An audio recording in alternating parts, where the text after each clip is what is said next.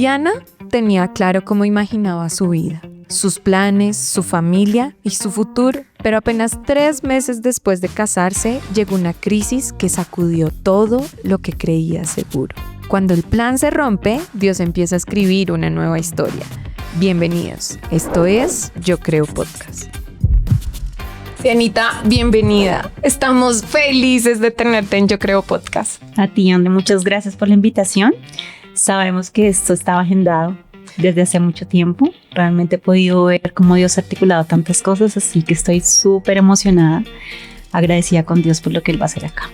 Bueno, Dianita, cuéntanos sobre ti. Eres una mujer hermosa, una mamá increíble, una esposa divina, ejecutiva. Tienes un montón de roles divinos. Y bueno, cuéntanos un poquito sobre eso. Gracias, Andrés. Sí, tengo un montón de roles, pero ha sido realmente un proceso de transformación que empezó hace más de 13 años. ¿Hace 13 años te casaste? Hace 13 años me casé. Ahí empezó el proceso de transformación. Mi proceso de transformación. Dios fue muy creativo. Y fue como empezar realmente a vivir ese camino de poder ver milagros. Sí, ahorita lo mencionaba así, decía, wow, como he podido con tantos roles y al principio todo estaba escrito como de un no. Me caso hace 13 años con mi esposo, súper ilusionada. 3 meses después tuvimos nuestra primera crisis, fuertísima. Cabe decir que vengo de padres separados, divorciados. ¿Crisis matrimonial? Sí, crisis de relación. Con mi esposo a los 3 meses. Me casé convencida y creo que la única oración que yo hacía era como, me quiero casar para toda la vida. Porque quiero que si un día tengo hijos, yo realmente pueda regalarle a mis generaciones una restauración en eso. Y me caso con esta expectativa. A los siguientes 3 meses de haberme casado, tenemos una crisis con mi esposo súper fuerte. Y llegamos donde nuestro primer proceso de psicología, digo yo. Así que bueno, llegamos y me acuerdo que el psicólogo que nos atendía en ese momento me dejó ver algo que yo no tenía resuelto en mi vida. A pesar de que ya era cristiana, nunca había hecho un proceso real de sanidad en mi vida. Y él me dice, yo sé que hay muchos temas en tu esposo, pero primero necesitamos resolver los que hay en tu corazón. Wow. Y yo, pero ¿cómo así? Si es que yo vine aquí fue porque mi esposo se equivocó. Sí, vine a darle quejas de mi esposo. Sí, que ese señor no hizo lo que tenía que hacer. Y él me dijo, sí, es verdad, pero vamos a trabajar en tu corazón. Y él fue la primera persona que cara a cara me dijo, no has perdonado a tu padre ni te has conciliado con él. Y mientras eso no pase, vas a querer ver a tu esposo como el papá que nunca tuviste. Y yo, ok, ¿y eso cómo se come? Espérame un segundo, ¿a qué edad se divorcian tus papás? Mis papás se divorcian cuando yo tenía 8 años. ¿Y te quedas con mamá? Me quedo con mi mamá, pero mi papá era todo para mí. Todo. Y fue como un apagón de mi vida. O sea, como así que un día estaba con mi papá y el otro día ya no tenía a mi papá, que era todo para mí. Claro. Y yo sé que yo era todo para él. Bueno, yo creí eso y me sentía así. Pero parte de lo que sin duda Dios me mostró es que desde ahí quedó una huella en mi corazón muy profunda de que nunca fui suficiente. Lo suficientemente suficiente para que mis papás estuvieran juntos. Entonces crecí así y obviamente antes de haber llegado a los pies de Jesús tuve una vida absolutamente del mundo buscando ese papá. Buscando llenar el vacío. Y llenando ese vacío en muchas cosas que me hicieron daño y que le doy gracias a Dios que ya haya restaurado eso en mi vida, porque también tuve mucha condenación sobre esas cosas. Y él me dice, necesitamos sanar eso, porque si no vas a seguir trayendo eso a tu matrimonio y esa es tu tarea y por eso estás tú acá. Wow. Cuando mis papás se divorcian, mi papá nunca más vuelve a aparecer. O sea, fue como si se hubiera muerto. Y para mí era como inexplicable. Entonces cada vez que yo cumplía años estaba como con la expectativa que él llegara. De que viniera. Y que él viniera. Yo no, mi papá va a venir porque cumplo años, o me va a llamar, o algo va a pasar. O en Navidad. Pero para mí era más importante como en el cumpleaños, ¿sabes? Como es mi cumpleaños. Es mi día especial. Mi día especial, él va a estar acá. Y yo creo que yo somaticé mucho eso y siempre en mis cumpleaños me enfermaba. O sea, no hubo cumpleaños que yo no me enfermara. Porque yo, pues sin duda las emociones eran como ahí guardadas con esa expectativa, nunca pasó. Cuando yo cumplo 15 años, mi papá llega a los 15 años porque un tío logra contactarlo y dice, para ella es muy importante, por favor, ve. Cuando él llegó fue como, no puedo creerlo, volvió mi papá. Entonces ahí nos reencontramos y fue muy lindo, fue una temporada entre los 15 y 16 años como de charlar y de muchas cosas, y luego él vuelve y desaparece de mi vida sin explicación. Y yo, pero Dios, ¿por qué? Entonces, bueno, se conecta como en ese momento de la adolescencia con la juventud, y digo, a veces en algunas cosas de la relación con mi mamá no era tan fácil. Y yo siempre quería, y yo un momento que lo necesitaba, ¿verdad? Decía, tengo que encontrar a mi papá. Un tío me ayuda, me da un teléfono fijo, en ese momento no existían celulares. Sí. No van a ser cuentas de mierda. Ya. Y logró, o sea, mi tío me dijo, llámalo a este número, llámalo en las tardes, porque él ya regresa de su trabajo. Y yo, bueno, entonces yo lo llamé y él me contesta. Y yo con esa emoción, hola papá. Y me respondió, ¿qué quieres? Y yo, no quiero saber de ti, estoy ocupada. Y colgó. Y para mí en ese momento fue como, de verdad, ya sé que nunca voy a estar con él. Y probablemente en esos momentos se afianza esa creencia de no soy suficiente. Por supuesto. Que empieza cuando tienes 8 años y se va. Y le pasa a muchos niños y no lo creemos de esa manera. A mí también me pasó. Yo me echaba la culpa de las decisiones que los adultos tomaban y decía, es porque yo no fui suficiente para él. Entonces, cuando tu papá te dice estoy ocupado, vuelve y aparece esa creencia. Y aparece, y yo me acuerdo que yo simplemente colgué, me encerré en mi habitación a llorar. Porque yo decía, pero si soy su hija. Y yo creo que eso siempre reafirmó mucho mi espíritu de orfandad. Sí, a pesar de que tenía una familia súper amorosa, unos abuelos amorosos, que en medio de las necesidades me dieron lo que pudieron. Y mi mamá también, obviamente, haciendo como ese doble rol, que pues no es el diseño, ¿sabes? Hizo lo que pudo, siempre, pero siempre estaba ese vacío en mi corazón. Entonces pasa el tiempo, pasaron como 4 o 5 años y un día nuevamente mi papá aparece y yo dije, o sea, no, otra vez. Pero entonces ya mi corazón estaba súper enconchado. Yo ya quiero saber de ese señor. Exacto, se lo perdió porque no. Ya crecí. Exacto, ya yo soy una adulta responsable, tenía 22 años. Pero yo decía, no, ya, o sea, pero como así que otra vez. Y entonces después viene mi ilusión y nuevamente se va, no. Pero esta vez fue diferente. Mi papá estaba ya en otra posición en su vida, sin duda. Y en ese momento me entero que él había nuevamente pues empezado su vida con otra persona. Tengo 2 hermanas, entonces era el momento como de conocernos y empieza, digamos, que a haber un proceso, yo lo llamo de restauración, que coincide, pues en ese momento era como una cercanía y teníamos una sana relación, muy a la distancia porque él no vivía en Bogotá. Pero cuando me caso, igual yo nunca sentí como llamar de nada, esas cosas, era como una relación como cualquier otra persona, pero no esa relación de padre. Yo me caso y sé, y ahí es donde empiezo a enfrentar como ese primer fantasma que me perseguía, ¿sí? Hago un proceso y como consecuencia de eso, yo le digo a mi esposo, empezamos nuestro proceso, hicimos nuestra restauración y dijimos, no, yo me casé para toda la vida. Así que vamos a luchar por esto. Empezamos a trabajar en eso. Y yo le digo a mi esposo un día, yo necesito hacer algo para ser una muy buena esposa para ti. Necesito buscar a mi papá. y perdonarlo.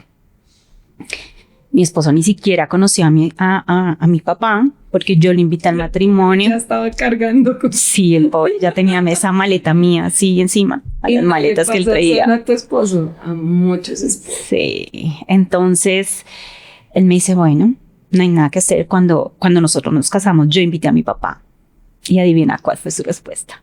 Voy a tratar de ir, pero no creo que pueda ir. Pero para mí era súper importante. Pero ya en ese momento yo dije, bueno, Señor, tú conoces su corazón, exacto. Y bueno, tú eres mi padre, así que lo más importante es que yo esté contigo. Entonces mi esposo me dice, bueno, sí, vamos. Yo viajo hasta donde él estaba. Y recuerdo que cuando entramos, el Señor me decía, tienes que pedirle perdón. Y yo, pero ¿cómo así? Si es que yo no fui la que me fui. Me dijo, simplemente pídele perdón. Entonces nos sentamos, nos vimos y yo le dije, papi, yo solo vine porque necesito pedirte perdón. Porque en todo este tiempo yo simplemente me olvidé que tenía un papá. Sí estabas, pero fue tal vez mi forma de proteger mi corazón porque no quería otra vez estar ocupado o que desaparecieras. Y me acuerdo que mi papá me dice, tú no eres la que necesitas pedirme perdón. Soy yo el que necesito pedirte perdón por haberte dejado siempre sola. Y para mí eso fue como, en serio, quitarme un peso de mi corazón, una herida profunda que necesitaba hacer. Y ese fue como nuestro primer milagro en la relación. Entonces ya estábamos bien, empezamos a buscar a nuestros hijos, porque dijimos, bueno, ya llevamos 5 años casados y yo creo que ya es un tiempo de que tengamos bebés. Así que empezamos la tarea y empieza nuestro siguiente episodio. No logramos quedar embarazadas fácil, quedamos en embarazo. Sí. La alegría, la felicidad, o no, cuando es papá primerizo, ¿no? Con esa noticia. ¿A las semanas empezarlo a buscar? No, tardamos casi como 1 año y medio, más o menos. Ya estábamos como en el momento de decir, yo creo que aquí algo pasa. Pero bueno, quedamos en embarazo y perdemos el primer embarazo, un aborto espontáneo. ¿De cuántas semanas? Estábamos sobre las 11, 12 semanas, pero fue, o sea, el ginecólogo me decía, no, esperemos, tranquilos, además pues era nuestro primer bebé. Ya a la semana 11, el ginecólogo nos dijo, no hay nada que hacer, tenemos que hacer un legrado, definitivamente no hay bebé, no lo logramos, así que tenemos que hacer el proceso. Yo dije, ¿cómo? Esto no puede ser así. Bueno, entonces pasamos ese proceso. Y ya fue como volver a recobrar esa fe. Yo decía, bueno, vamos a volverlo a intentar, esperemos el tiempo necesario. Volvimos a empezar a buscar el siguiente bebé, quedamos en embarazo, todo perfecto, felices, otra vez, Señor, gracias, este es tu regalo, y volvemos a perderlo. En ese momento ya no hemos dicho a nadie de la familia porque ha sido un proceso muy difícil para todos. Y yo recuerdo que yo estaba en casa y de un momento a otro empecé a manchar. ¿Cuántas semanas? Tenía 7 semanas.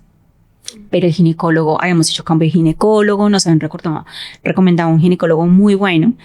Nos dijeron, mire, él es súper bueno en esto. Nos hicieron unos estudios, dijeron, no, tranquilos, aquí vamos a hacer el proceso. O sea, tranquilos. No, es muy común que eso pase, así que no vamos a dar por hecho nada. Vamos a seguir. Cuando a la semana 6, fuimos al control, semana 6, entonces el ginecólogo nos dice, está perfecto, acá está el bebé. No, mira, todo está súper bien. Al siguiente día empiezo a manchar. Yo, pero como si todo está bien. ¿Qué pasó? Señor, por favor, llame al ginecólogo. Me dijo, no, tranquila, toma reposo, vamos a esperar. Pero ya pasaron los días y yo ya tenía un manchado muy fuerte, muy fuerte. Yo me acuerdo que yo llamo a mi mamá en la tarde y le dije, mami, ¿puedes venir? Me dijo, ¿estás bien? Le dije, te necesito. Y ella llega, yo estaba en la cama literalmente. Me dijo, ¿qué te pasó? Le conté que estábamos en embarazo. Y le dije, pero estoy muy mal. Tengo un sangrado muy fuerte, necesito ir a la clínica, no me siento bien. Llaman a la ambulancia, me trasladan y recuerdo que ese día,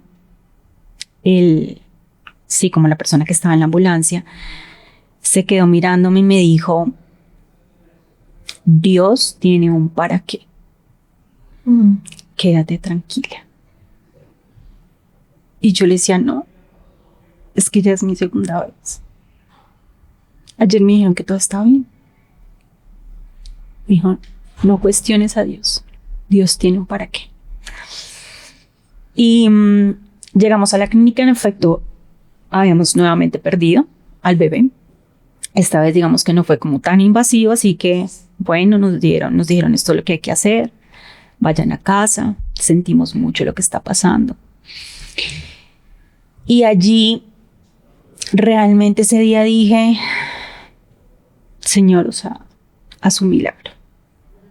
Por favor, regálanos ese bebé. Yo creo que cuando uno pasa por estas pruebas, sabes, como mujeres somos un poquito más fáciles de sacarlo todo lo que sentimos. Mi esposo se enconchó absolutamente, él se alejó mucho en esa temporada. ¿Te decía algo o guardaba silencio? Se encerró en su trabajo. Guardaba silencio, como que nunca hablamos del tema. ¿Y tú esperabas? Y yo esperaba, sí, claro, que estuviera conmigo, contener, el exacto. abrazo. Exactamente. Las palabras que aunque para ellos sobren, para nosotras son como, por favor, dime que todo va a estar bien. Exacto. Yo me estoy desboronando. Exacto. Y ese día me acuerdo que yo entré a escuchar una prédica de la iglesia donde asisto, que hablaba sobre el poder de la restauración y los milagros. Y yo de verdad que sentí que fue la voz directa del Señor diciendo como, tranquila, que yo voy a restaurar lo que está pasando en tu vida. Volvemos al médico, entonces nos hicieron 1.000.000 de exámenes y ya después de esto nos dice el doctor, bueno, tengo que darles una noticia. Desafortunadamente, los estudios genéticos confirman que ustedes no pueden ser padres. Nosotros, ¿cómo así que no podemos ser padres? Entonces el doctor nos dice no, porque tu cuerpo rechaza absolutamente el cruce del ADN con tu esposo. Así que no es posible. Yo me acuerdo que nosotros salimos de allí en un pampaya con mi esposo y los dos llorábamos como si nos acabaran de decir que nos íbamos a morir al otro día. Y me acuerdo que mi esposo me dijo, no, eso no es verdad. Si Dios nos dio esta familia, Dios no es un Dios que simplemente nos va a dejar acá. Dios me hizo para ti. Y vamos a creerlo. Y dije, bueno, hay algo muy importante y es que Dios cuando me hizo para ti. Sí, qué bonito. Como que dije, ¿será? O sea, ya ella me ya no lo confirmo, amigo, pero sí, yo dije, bueno, pues los exámenes no dicen eso, pero lo vamos a creer. Hay algo importante y es que cuando nosotros tenemos la segunda pérdida, yo realmente a nivel físico-emocional está muy mal. Y en 2 días, 3 días después de haber tenido la pérdida, mi esposo me dice, por favor, bajemos a tomar el sol. Necesitas tomar el sol, necesito que respires, no te puedes quedar encerrada acá. Porque realmente yo sentí que estaba empezando a tener una depresión muy fuerte. Yo bajo con mi esposo y él esa noche había tenido un sueño con muchos números, como juegos de números. Y él me decía, anoche me soñé jugando a los números, no entiendo, pero de verdad que fue un sueño muy raro. Yo necesito como orar y entender porque fue un sueño, no fue un sueño normal. Bajamos, me senté a tomar el sol y mi esposo se voltea y me dice, Dios nos va a dar ese hijo. Y yo, ¿tú por qué estás tan seguro de eso? Me dijo, porque de noche Dios, yo ya entendí por qué son los números, es una promesa. Y fue literal, fue una promesa que hablaba sobre que nunca más íbamos a tener abortos y que Dios iba a llevarse la esterilidad de mi vida y nos iba a dar muchas generaciones. O sea, fue literal. Y yo, bueno, Dios, vamos a abrazar esa promesa, ¿sí? y vamos a seguir adelante. Empezamos nuestro proceso, ahí nos dijeron, miren, hay alternativas, pero pues hasta ahora están empezando a ser probadas, no es nada concluyente, pueden intentar, pues trátenlo, nos remitieron a otro médico súper hiper especialista en toda la parte de infertilidad. Y llegamos donde el doctor y nos dijo, bueno, ya conozco todos sus exámenes, efectivamente, tal como lo menciona el doctor, pues la probabilidad es muy baja. Estamos haciendo muchos desarrollos, algunos probados, otros no, pero todavía no hemos tenido como una confirmación certera de que eso funcione. Así que si ustedes quieren probarlo, pues pruébenlo. Y nosotros, bueno, pues vamos a hacer lo que como humanos podamos hacer. Entonces dijimos, listo, empezamos el proceso, en qué consiste. Hicimos nuestra primera sesión, ya como en el proceso de médico. Y nos fuimos y dijimos, bueno, cuando de pronto yo estaba durmiendo y mi esposo se levanta y me dice, ya vengo. Y yo, bueno, llegó con una prueba de embarazo, estamos embarazados. Yo, ¿cómo que estamos embarazados? Me dijo, estamos embarazados. Y yo, no, estamos embarazados. Ve, ya, haz esa prueba, estamos embarazados. ¿Se lo soñó? ¿Qué pasó? No, él sintió que se levantó y dijo, necesito ir por una prueba de embarazo, estamos en embarazo. Y efectivamente estábamos en embarazo. Así que fue una mezcla como de, o sea, estamos en embarazo, no puede ser esto. Pero yo tenía mucho miedo porque no quería volver a pasar por ese dolor. Entonces yo me acuerdo que esas primeras semanas yo lo único que hacía era como leer todos los días la promesa que Dios nos había dado. Y yo le decía, Señor, tú sabes que yo no creo esto, pero necesito creerte. Ayúdame a creer esta promesa en mi corazón. Hablábamos un poco fuera de cámara de la distancia que hay entre la mente y el corazón, ¿no? Así. Entre yo sé que Dios me dijo esto, yo sé que me dio esta promesa, yo sé que esto es así, pero de ahí a que baje aquí y que se convierta en algo que realmente crees, es complicado. Es un proceso. Y tú le dijiste a Dios, tú sabes que yo la sé, es que la leo todos los días, pero ayúdame porque no puedo creerlo. Exacto. Entonces yo tenía la promesa, pero tenía en mi corazón mucha incredulidad. Miedo. Tenía miedo. Para mí como que cada día era un tormento de en qué momento vuelvo a empezar a manchar y en qué momento vuelvo a perderlo. O sea, ya no lo dijeron. A mí en ese momento me sostuvo la fe de mi esposo. O sea, era una cosa absurda. Él me decía, no, vamos a creer y vamos a creer. Hoy día yo sé que él también estaba por dentro, como no lo creo. Pero bueno, llegamos donde el médico, el especialista, le decimos, mira, es que tenemos una noticia que darte. Estamos en embarazo. Entonces él dijo, bueno, ustedes ya saben lo que va a pasar, así que esperemos. Y nosotros, porque obviamente pues el tratamiento no va a seguir. Ustedes sabían que tenía que haber un tiempo, así que hay que esperar. Nosotros, bueno. Me dijo, nos vemos en la semana 6. Y bueno, todos los días confiábamos, orábamos, Señor, bueno, si esto es así, es para ti. Llegamos a la semana 6, llegamos a nuestro control, el doctor, bueno, venga, vamos a mirar, pero absolutamente incrédulo de lo que pudiera suceder. Me revisó, dijo, bueno, vamos a ver si corazón. Y en ese momento, pues, mi esposo me abrazó, me dijo, tranquila, Dios no lo prometió. Porque lo que había pasado antes era que cuando está el proceso de formación del latido, ahí mismo, ¡pum!, perdíamos el embarazo. Él empieza y dice, vamos a escuchar, sí, corazón, y si no, pues ya tendremos que esperar a que evolucione el aborto. Creo que ha sido el sonido más maravilloso de mi vida. Cuando escuchamos ese corazón, en verdad, yo decía, gracias Dios, porque sé que esto es por ti. Y ella está cumpliendo nuestra promesa. Claro, el tratamiento ni siquiera había empezado. Pero el doctor no entendía lo que estaba pasando. Y me dice, no, un segundo, necesito llamar a una colega. Y yo, ¿pero cuál colega? O sea, no, ahí está el corazón, ¿qué colega? No quiero colegas. Ya, ahí está mi bebé. Llama a una doctora, le dice, bueno, la historia de esta pareja es esta. Por favor, necesito que usted haga la evaluación del paciente. Entonces, hola mamá, una doctora pues nunca en su vida me había visto. Bueno, perfecto, no sé qué, medidas, todo está perfecto, listo, vamos a escuchar corazón. y ella escucha el corazón. Nuevamente nosotros con toda la alegría, o sea, me volvieron a hacer el examen y ella, felicitaciones papás, estamos muy contentos por ustedes.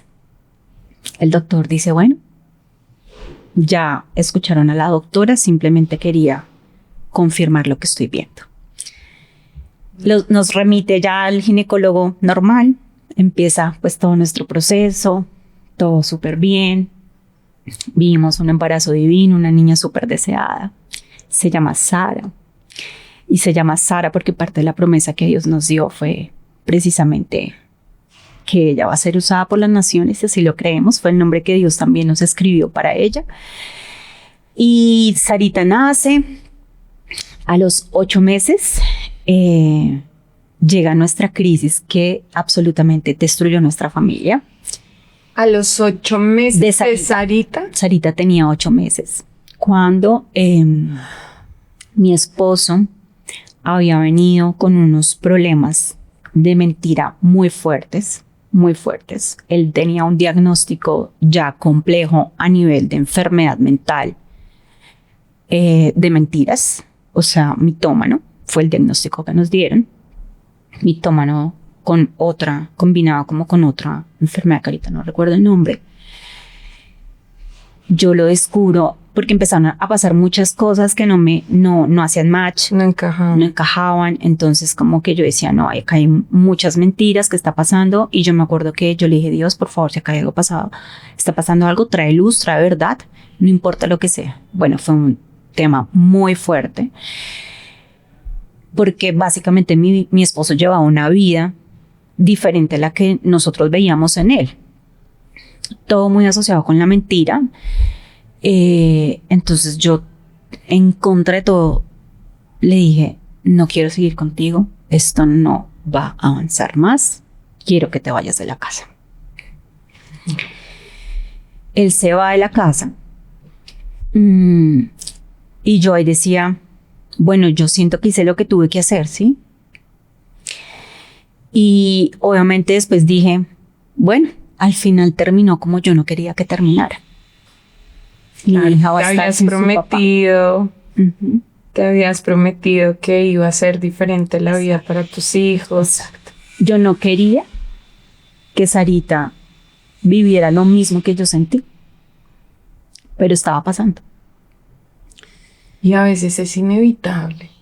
Sí. Y creo que es lo que más nos duele a las mujeres, ¿no? Romper esa promesa que hiciste casi que con tu niña interior. Sí, así es, pero sabes, André, que a veces queremos hacer el papel de Dios y no dejamos que Dios sea Dios. Y encontramos voluntad y es saber que yo era consciente que el divorcio no era la salida. Y dije, por favor, vete. Él se va, y él ese día no tenía para dónde ir. Él se fue caminando hasta la iglesia donde hoy estamos. Entró. ¿Pero él sabía que la iglesia quedaba ahí o iba caminando? No, simplemente cogió y caminó y caminó y caminó porque decía, ¿qué hice? O sea, acabo de perder todo lo que era importante para mí. No importaba lo que él estaba haciendo en ese momento a nivel profesional, sus estudios, los proyectos, nada. En ese momento él como que cayó en cuenta de todo lo que estaba pasando y dijo, perdí todo. Y perdí a mi familia y perdí a mi hija. Si hay algo que es muy importante para David, nosotros tenemos 2 hijos, pero Sarita tiene un lugar muy especial en su corazón. Él llega allí y el título de la prédica era ¿Y si mi esposa me dejó de gustar, qué?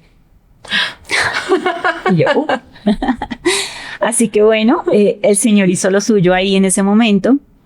Yo realmente, nosotros duramos separados 3 meses. Y llega un momento donde una amiga de la oficina, pero que más o menos nunca nos hablábamos, ella asistía a esta iglesia, me dijo, ¿cómo estás? ¿Cómo estás, Sarita? ¿Cómo estás tú? ¿Cómo estás, David? Yo no había hablado con nadie de eso y le dije, no estamos. Me dijo, ¿cómo así? Ya no está. Le dije, no estamos, nos estamos divorciando. ¿Cómo? Y yo, sí. Yo ya tenía todo listo, yo ya me había reunido con un abogado. El abogado, yo me acuerdo que también en Pampaya, o sea, Pampaya ha sido como histórico en mis tiempos, no es publicidad. Y en ese Pampaya yo me acuerdo que me reuní con el abogado y me dijo, acá está el acta para que me la firmes con todo el poder y los documentos para empezar a invalidar el matrimonio. Y yo recuerdo que cogí el lápiz, firmé como el poder y ya cuando empecé como la carta para anulación, dije, no, yo no puedo hacer esto. No lo puedo hacer. Le dije, no puedo. Lo siento. Me levanté y me fui.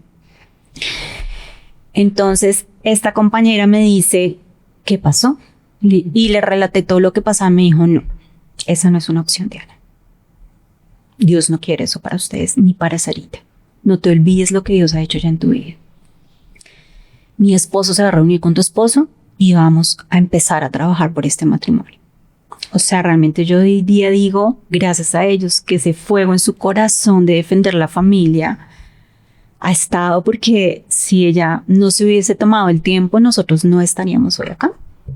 Mi esposo se reúne con él, empezamos a hacer un proceso, nos contactan nuevamente con otro psicólogo. Yo empiezo a acompañar a mi esposo, pero solamente por asegurarme que él iba. O sea, yo como que iba a llevarlo para asegurarme que él entraba a la sesión. Pero empecé a sentir que ese no era el lugar. Y Dios me dijo, no, tu esposo no va a ser sano ahí. Yo ya sané a tu esposo. Yo soy quien le va a dar la libertad en todo ese diagnóstico que te dijeron. Pero necesito que lo obedezca. Entonces nos seguimos con ese proceso, nos conectamos absolutamente en la iglesia, empezamos nuestro proceso de restauración, que fue muy difícil y literalmente en contra de toda mi voluntad. ¿Sí? ¿Tú no querías restaurar el matrimonio? No, yo ya estaba... ¿Y lo llevabas y lo acompañabas por qué? ¿Porque era el papá de Sarita? Porque era el papá de Sarita, sí. Porque yo dije, al final es el papá de mi hija y yo mañana no quiero decirle a mi hija, no, pues yo dejé a esa señora ya que se muriera, porque pues sabía que mi hija me iba a reclamar eso. Dije, no, y que tu hija lo necesitaba como tú necesitabas al Bueno, por lo menos que lo sanen de la cabeza, era como mi pensamiento, y que pueda ver a la niña. O sea, yo no quiero que mi hija lo vaya a ir a ver a, no sé, en una clínica de reposo, porque literalmente nos dijeron, lo más probable es que sea importante que vaya a una clínica de reposo. De acuerdo. Y yo dije, no, eso no va a pasar. Entonces empezamos nuestro proceso y las personas que nos reciben en la iglesia me dicen, bueno, Diana, lo primero que te voy a pedir es que tu esposo tiene que volver a la casa. Le dije, no, eso no va a pasar. Entonces este no es el lugar. Con eso no cuente. Entonces me dijo, por favor, yo sé que no es un proceso fácil, pero ya Dios me había hablado a mí mucho de ser obediente y de creerle a Él.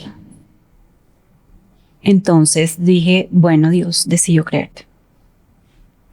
Él regresó y obviamente pues fue una temporada muy difícil hasta que empezamos todo nuestro proceso de sanidad. Nuestro matrimonio se restaura. Bueno, pero no, acá hay algo muy importante. Yo sabía que siempre debía haber estado en esa iglesia.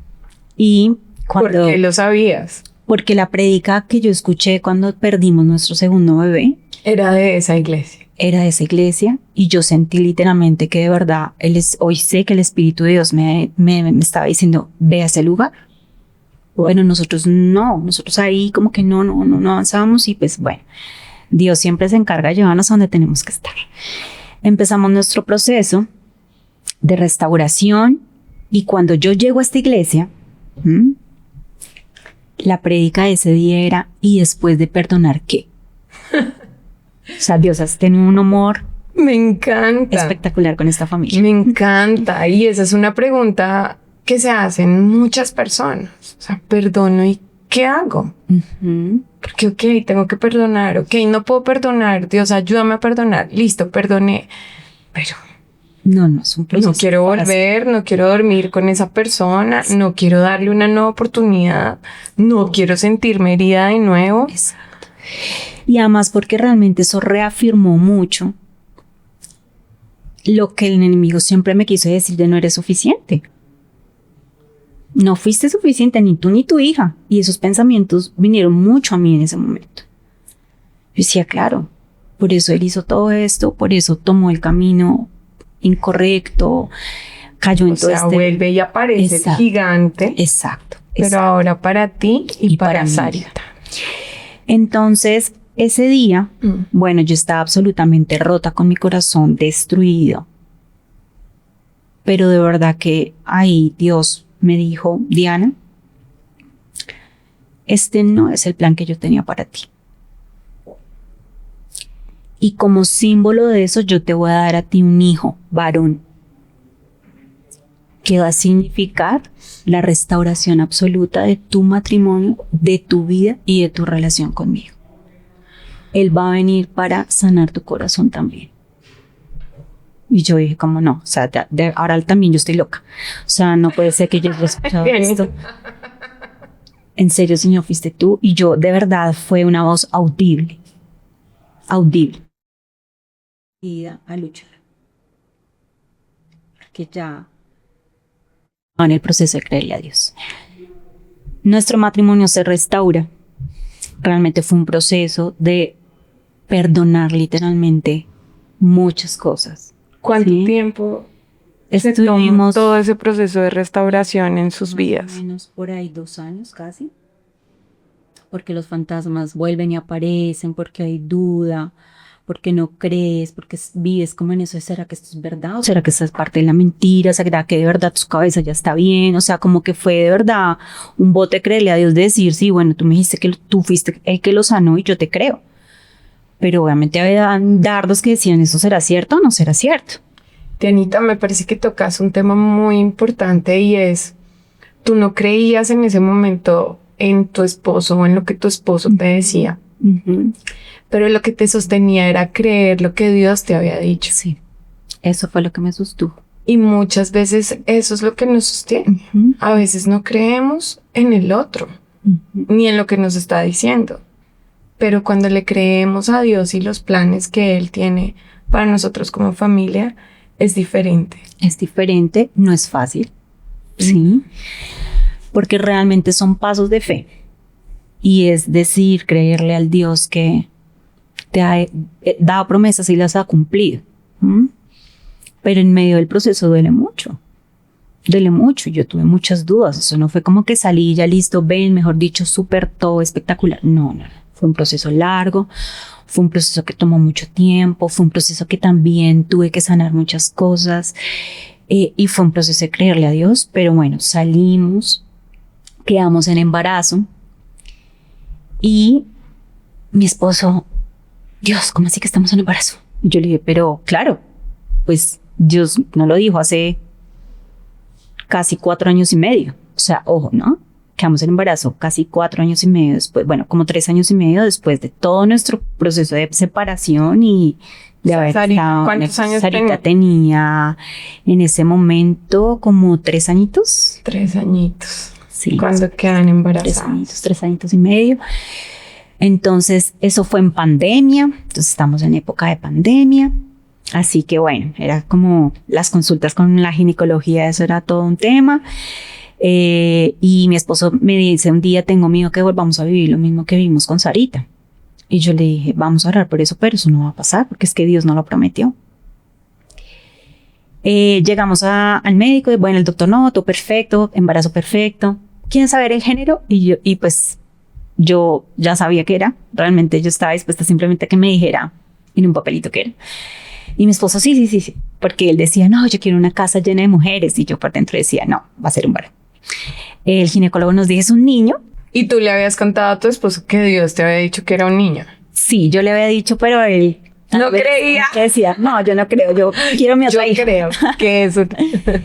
Y nada, fue un momento, yo creo que fue la temporada más linda de nuestras vidas, en nuestro matrimonio. Hoy te puedo ser sincera y lo hemos hablado con mi esposo, extraño mucho esa temporada de nuestra vida, porque todo estaba bien.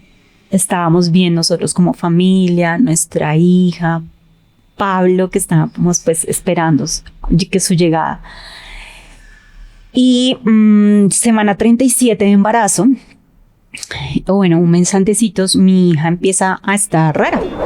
Hasta aquí, la historia de Diana parece una historia de crisis, dolor y preguntas sin respuestas.